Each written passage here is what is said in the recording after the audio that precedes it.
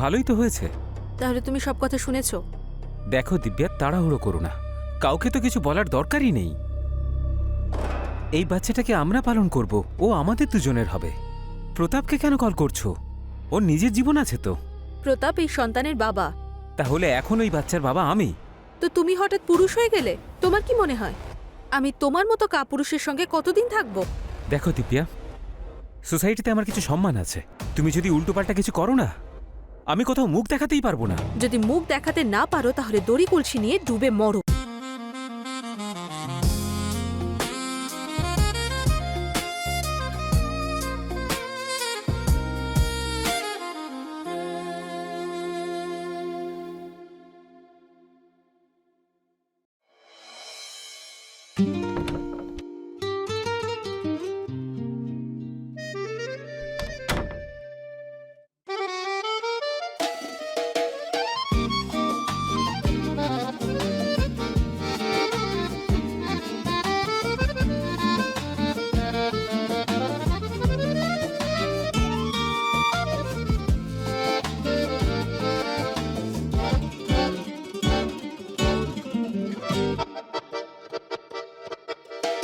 কি হয়েছে? আমাকে পছন্দ হয়নি? না, ব্যাপারটা সেরকম নয়। তাহলে? আমি আমি পারবো না। তার মানে? আমি তোমাকে স্যাটিসফাই করতে পারবো না। আমার অনেক দুর্বলতা আছে। কি তোমার দুর্বলতা আছে? তাহলে তুমি আমাকে কেন বিয়ে করলে? আমি তো করতেই চাইছিলাম না, কিন্তু বাড়ির লোকের আমার কথাই শুনো না। কেন শুনবে? তুমি হয়তো বলোইনি যে তুমি নপুংসক। অদ্ভুত ব্যাপার তো, বাড়িতে এইসব কথা বললে আমার কি সম্মান থাকতো? তুমি আর তোমার 2 পয়সার সম্মান। তুমি একবারও আমার কথাটা ভাবলে না যে আমি কি করে থাকবো? ভেবেছিলাম এই অতৃপ্ত আত্মার সঙ্গে এই বাড়িতে আমি কি করে থাকবো। তাই তোমার এই অতৃপ্তি শেষ করার জন্য আমি ব্যবস্থা করে ফেলেছি। প্রতাপ,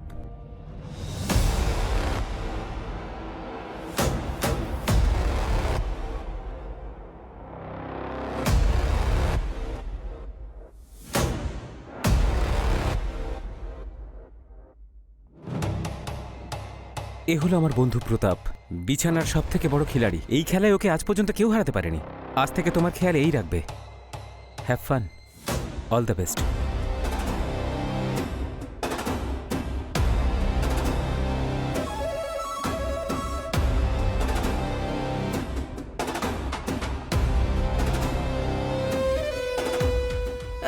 না, দেখুন, আপনি আমাকে ভুল ভাবছেন। আমি ওই ধরনের মেয়ে নই। তো আমিও কোনো খারাপ মানুষ নই, কিন্তু হ্যাঁ, আমি দায়িত্ব খুব ভালো করে পালন করব।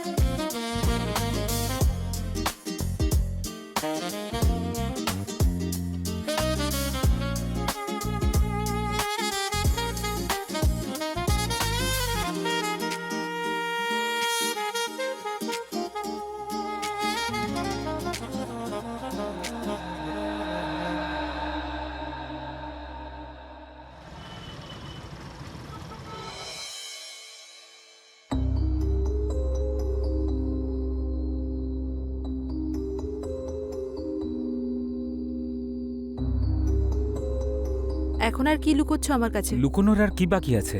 তোমাকে খুব অধৈর্য দেখাচ্ছে যে। প্রতাপ আসেনি সেই জন্য তো? সব বুঝতে পারি আমি। যদি সবই বোঝো তখন জিজ্ঞেস করো কেন? জিজ্ঞেস করছি না, বলছি। প্রতাপ কোথাও বাইরে গেছে, ও আজ সন্ধ্যাতেই আসবে। তুমি তৈরি হয়ে যাও।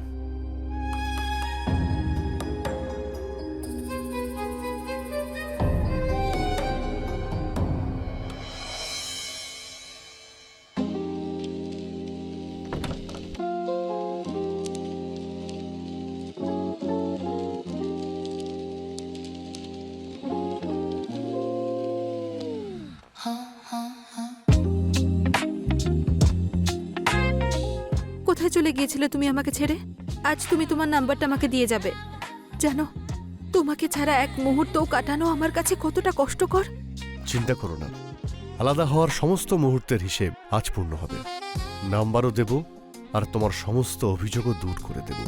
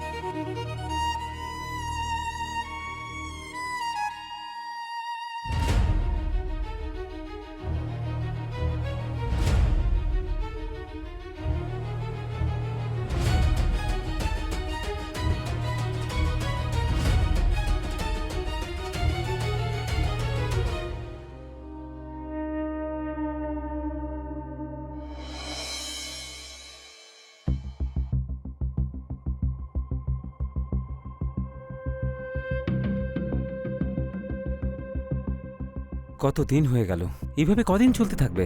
আমার বাড়ির লোকজন অথবা আত্মীয় স্বজন অথবা অফিসের লোকজন যদি এটা জানতে পেরে যায়, তাহলে তো আমি কাউকে মুখই দেখাতে পারবো না। আমি দিব্যার সাথে কথা বলি।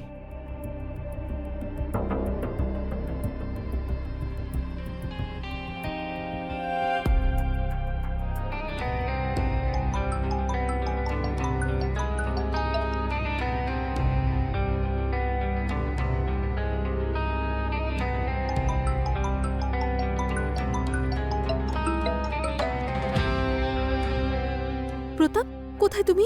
আমি একটু সমস্যায় আছি, তুমি প্লিজ এক্ষুনি বাড়ি এসো, তোমার সঙ্গে কথা আছে। আরে এমন কি হলো আবার? বলো না, তুমি কি বলবে? ওফো, আমি তোমাকে ফোনে সব বলতে পারবো না। আরে এমন কি কথা যা তুমি ফোনে বলতে পারবে না? প্রতাপ, আমি প্রেগনেন্ট। প্রেগন্যান্ট? হ্যাঁ। আচ্ছা ঠিক আছে, আমি এখন একটু কাজ করছি, রাতে বাড়ি ফিরছি, তারপর কথা বলবো।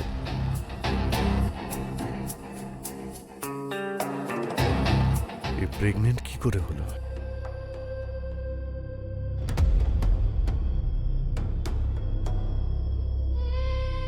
তুমি এত চিন্তিত কেন? ভালোই তো হয়েছে। তাহলে তুমি সব কথা শুনেছো? দেখো দিব্যা, তাড়াহুড়ো করো না, কাউকে তো কিছু বলার দরকারই নেই। এই বাচ্চাটাকে আমরা পালন করব, ও আমাদের দুজনের হবে। প্রতাপকে কেন কল করছো? ওর নিজের জীবন আছে তো। প্রতাপ এই সন্তানের বাবা। তাহলে এখন ওই বাচ্চার বাবা আমি। তো তুমি হঠাৎ পুরুষ হয়ে গেলে? তোমার কি মনে হয় আমি তোমার মতো কাপুরুষের সঙ্গে কতদিন থাকবো? দেখো দিব্যা, সোসাইটিতে আমার কিছু সম্মান আছে। তুমি যদি উল্টোপাল্টা কিছু করো না, আমি কোথাও মুখ দেখাতেই পারবো না। যদি মুখ দেখাতে না পারো তাহলে দড়ি কলসি নিয়ে ডুবে মরো। আমি ভালো মন্দ যা ডিসকাস করার প্রতাপের সঙ্গেই করব, তুমি কিন্তু এর মধ্যে নাক গলাতে আসবে না, বুঝেছো? তুমি যে প্রতাপকে এত ভরসা করছো না, ও কিন্তু বেশি দিন তোমায় সঙ্গ দেবে না। এটা তোমার ভুল ধারণা। আমার কোনো ভুল ধারণা হয়নি, ভুল ধারণা তোমার হয়েছে, কারণ কিছুদিন পরে ও বিয়ে করছে। কি? বিয়ে?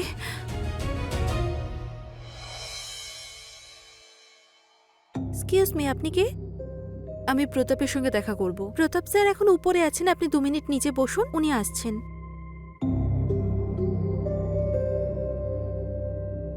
এক্সকিউজ মি স্যার, আপনার সঙ্গে কেউ দেখা করতে এসেছেন। সেন্ডার।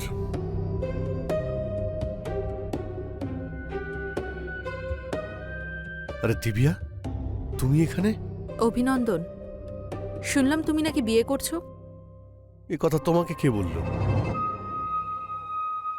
ওই তোমার বন্ধুই। আর তাছাড়া সত্যি তো আর বেশি দিন লুকোনো থাকে না। আরে দিব্যা, বাড়ির লোকেরা বারবার বলছিল বিয়ে করে নে, বিয়ে করে নে। ওদের বারবার কি করে বারণ করতাম? যদি বিয়ে করতেই হয় তাহলে আমাকে করো। তোমাকে? কিন্তু তুমি তো নবীনের স্ত্রী। নবীনের স্ত্রী? ওই কাপুরুষটা স্ত্রী। তুমিই আমাকে বিয়ে করে নাও না, আমি ওকে ডিভোর্স দিয়ে দেব। প্রতাপ, আমি আমি তোমাকে ছাড়া থাকতে পারছি না, প্লিজ। কিন্তু কিন্তু টিন্তু কিছু জানি না। আর এটা ভুলে যেও না, আমার গর্ভে যে সন্তান আছে সে তোমার। এটা কি সত্যি? না, মিথ্যে। আমি নবীনকে দেখে কথাটা বলেছিলাম, যাতে ও আমাদের রাস্তা থেকে সরে যায়। তারপর কি বললো? কি বলবে? এক নম্বরের অপদার্থ। সেলফ রেসপেক্ট বলে তো কিছুই নেই। বলছিল যে ও প্রতাপের নয়, আমাদের সন্তান আমরাই মানুষ করব। যাকে ছাড়ো এসব। তুমি আমাকে বলো, তুমি সত্যি কি বিয়ে করছো? প্লিজ, আমি আমি তোমাকে ছাড়া থাকতে পারবো না। তাহলে আমাকে কি তোমার পছন্দ নয়? দেখো দিব্যা, তোমাকে আমি খুব পছন্দ করি, আর হয়তো আমিও তোমাকে ছাড়া থাকতে পারবো না। I love you Pratap. Pratap, I love you. আরে দিব্যা, কি করছো তুমি? কেউ দেখে ফেলবে। ঠিক আছে, তাহলে আমি পর্দা দিয়ে আসছি। এবার তো আর কেউ দেখছে না। হয়তো দেখতে পাচ্ছে না, কিন্তু শুঁকতে নিশ্চয়ই পারছে। তাহলে তুমি অন্যদের ভয় পাও? আরে ভালোবাসলে আবার ভয় কিসের? তাহলে অন্য কাউকে বিয়ে করবে না তো? তুমি ছাড়া আমার কেই বা আছে? তাহলে বাড়ির লোককে না করে দাও। ঠিক আছে, আমি ওনাদের বলছি আমি মেয়ে পছন্দ করে নিয়েছি। কিন্তু যদি আমরা বিয়ে করে নিই, তাহলে নবীনের কি হবে? যারা সত্যি ভালোবাসে তারা এত কিছু ভাবে না। হুম?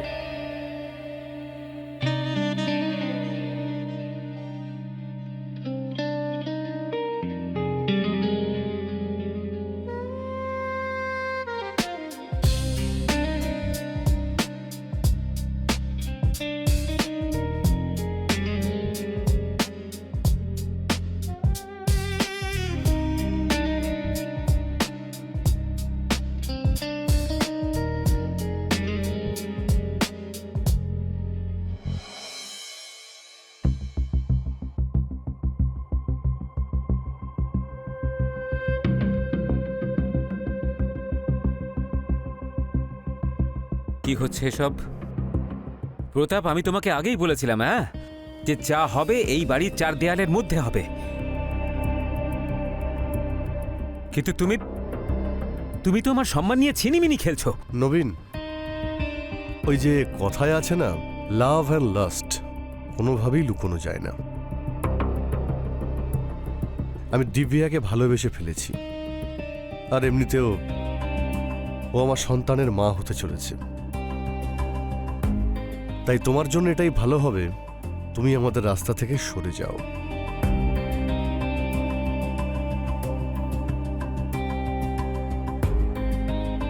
এই হলো ডিভোর্সের পেপারস।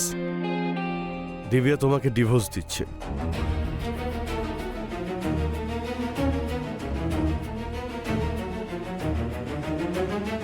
এরকম করো না, আমি তো এমনিতেই মরে যাব তাহলে।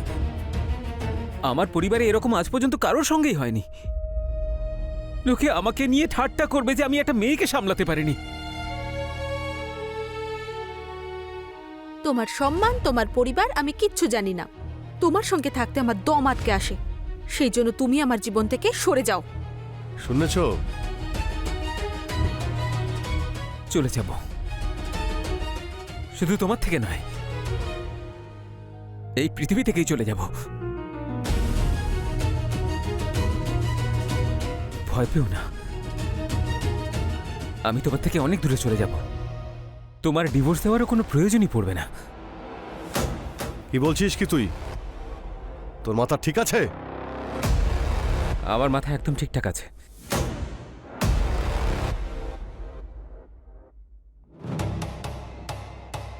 হ্যালো নীলেশ দাদা। হ্যাঁ নবীন, বলো। দিব্যা আমাকে ছেড়ে দিয়েছে দাদা, কারণ আমি ওকে স্যাটিসফাই করতে পারিনি। ও অন্য কাউকে বিয়ে করছে। আমি আর বাঁচতে চাই না। দাদা, আমি এই পৃথিবী ছেড়ে চলে যাচ্ছি। যদি সম্ভব হয় আমাকে আমাকে ক্ষমা করে দিও দাদা। নবীন, এরকম কিছু করতে যেও না। হ্যালো হ্যালো নবীন, হ্যালো।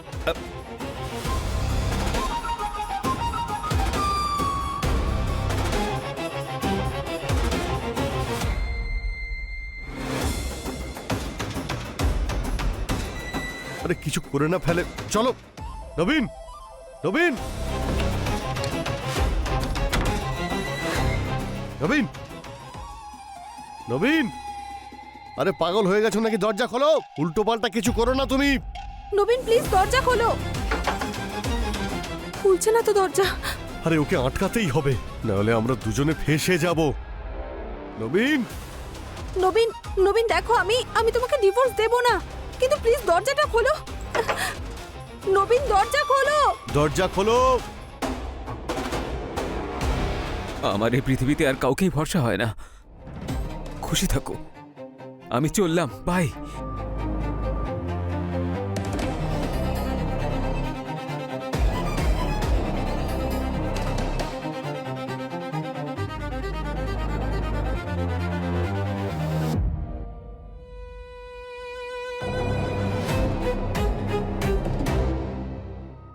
ওর এখন মাথার ঠিক নেই, আমাদের দরজা ভাঙতেই হবে।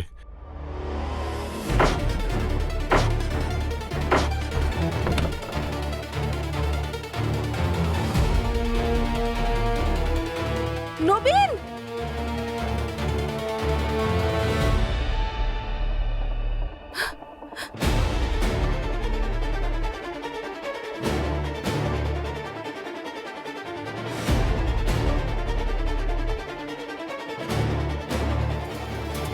এ তো মারা গেছে। তাতে কি হয়েছে? কিন্তু একদিক থেকে দেখতে গেলে তো ভালো হয়েছে। আমাদের রাস্তার কাঁটা নিজে থেকেই সরে গেছে। আরে সেসব তো ঠিক আছে, কিন্তু লোকজন আসবে, পুলিশেরা আসবে, অনেক প্রশ্ন উঠবে। কি উত্তর দেব সবাইকে? কি বলবো?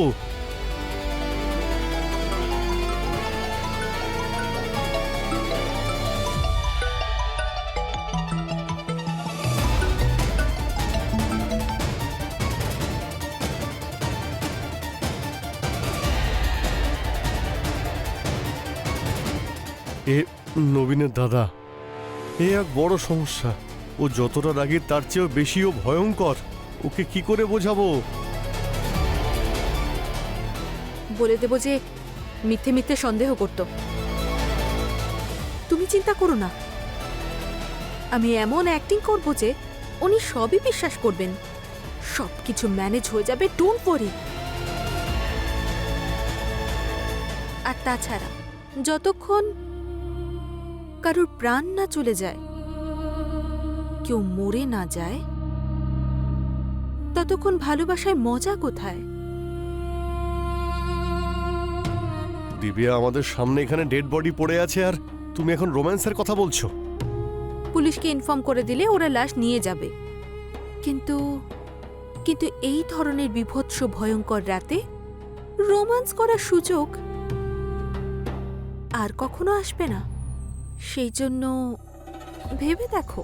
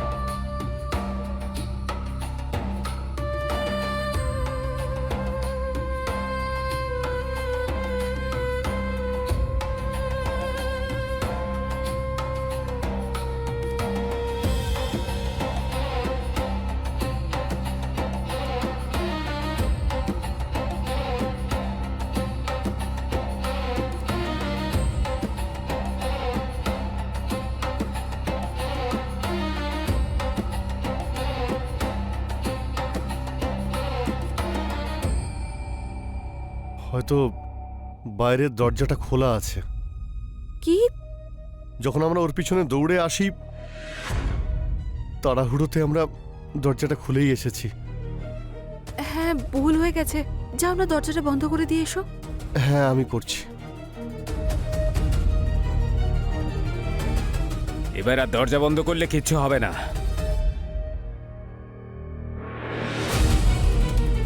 নবীন, নবীন, নবীন আমার ভাই, কি হয়েছে নবীন? নবীন, তুই কেন এরকম করলি নবীন?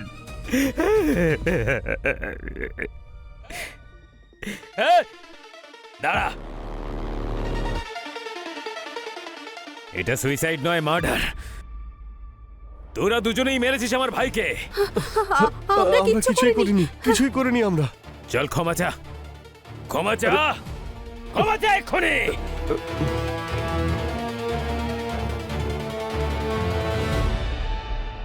নবীন, নবীন, আমাদের ক্ষমা করে দাও। আমরা অনেক বড় ভুল করে ফেলেছি। Please please. ক্ষমা করে দাও। ক্ষমা চাওয়া হয়েছে, হয়েছে ক্ষমা চাওয়া। তার মানে তোরা নিজেদের ভুল স্বীকার করে নিচ্ছিস।